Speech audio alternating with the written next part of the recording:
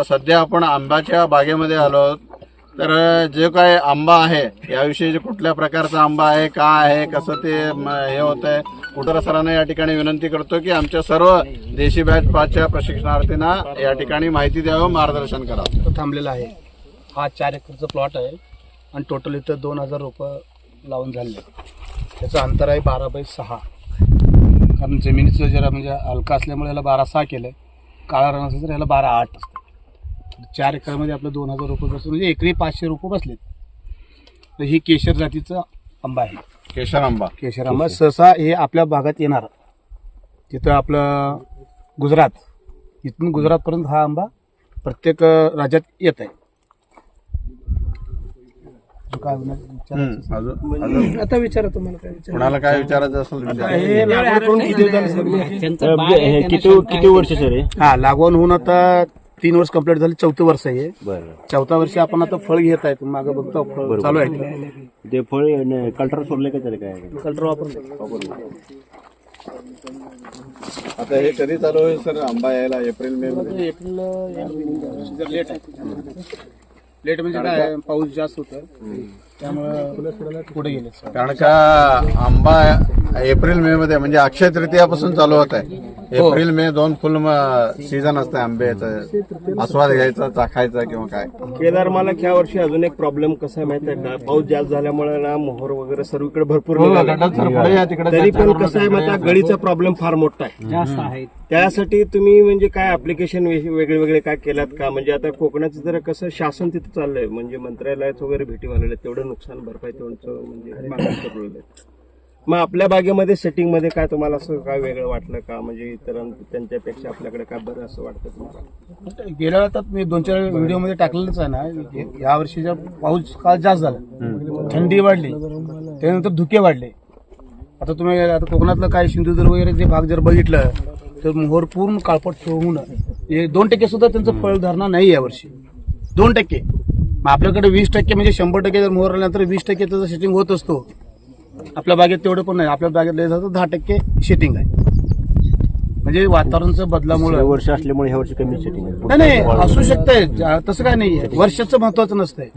वर्ष महत्वाचं नाही, हे वातावरण बिघडलं फार त्रास दिला आणि पाऊस वाढलं. पाऊस कमीत कमी मला वाटतं 6 महिने पाऊस होतो.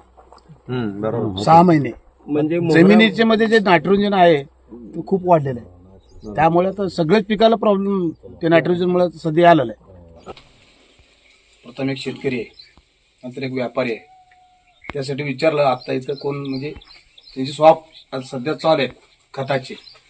त्याबद्दल मला थोडं बोलायचं होतं की आजकाल जे आता तुम्ही कीटकनाशक जे वापरलेलं किंवा शेतकऱ्याला देत आहे किती पट्टीनं चांगला आहे, किंवा आज जरा हे एक पॉवर दिला. एक दुकानदार असतील, तुम्ही आहेत का बंदीचोडे का? हानूर साहेब, तुम्ही प्रत्येक वेळा तेच कीटकनाशक देता का? नाही, प्रत्येक वेळा चेंज करतो का? कीटकनाशक स्वतःच एक शेल्फेस तयार करतोय आणि कॅपॅसिटी स्वतःच एक वाढवते. ते म्हणजे स्वतःमध्ये ते बदल घडवून प्रत्येक वेळा तुम्ही ताकद वाढवता. ह्याचा सोडून तुम्ही त्याचा पर्याय म्हणून ऑर्गॅनिक जर वापरला, म्हणजे मुळात तुम्हाला सांगायचं उदाहरण म्हणजे आता एखादा शुगरचे पेशंट असेल, प्रत्येक वेळा तुम्ही चेक करा, त्याला वाढलं, पॉवर वाढवते, MG वाढवते, प्रत्येक वेळा वाढवत जाते. किती म्हणून वाढवणार तुम्ही? वाढवून शेवटी इन्सुलिन होत. पण ह्या दृष्टिकोनातून रासायनिक खतापेक्षा ऑर्गॅनिक शेती कसं करता येईल प्रत्येक शेतकरी तुम्ही जागरूक करावं. जोपर्यंत तुम्ही हे करत नाही, स्वतःचं दुकानदारी चालवण्यासाठी शेतकऱ्यांचं नुकसान करू नका प्लीज. कारण आज मी तिला जरा बघितलं तर या वर्षीचं उदाहरण तुम्हाला सांगतो.